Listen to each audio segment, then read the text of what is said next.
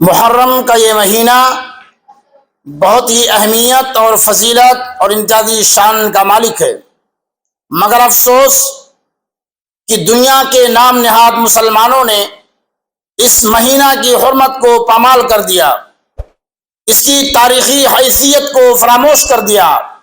اور اس کی شرعی حیثیت کو زنگ آلود کر کے نوحہ و ماتم، ڈھول و تماشا، بین باجا اور دیگر منکرات میں پڑ گئے۔ 61 ہجری میں کربلا کے میدان میں نواسے رسول حسین رضی اللہ عنہ کی شہادت کا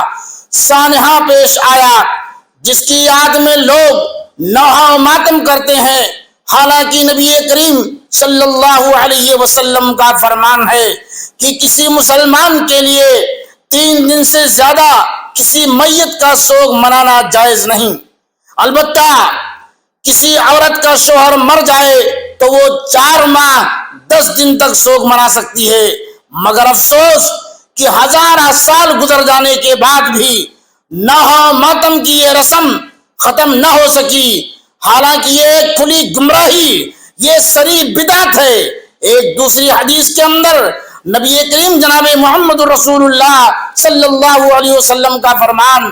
کہ وہ شخص ہم میں سے نہیں جو گریبان کو پھاڑے، سینہ کوبی کرے اور جاہلیت کی پکار پکارے۔ اس لیے میرے بھائیوں، ہمیں اور آپ کو چاہیے کہ اس ماہ کی فضیلت اور اہمیت کو سمجھ کر کے نبی کریم جناب محمد رسول اللہ صلی اللہ علیہ وسلم کے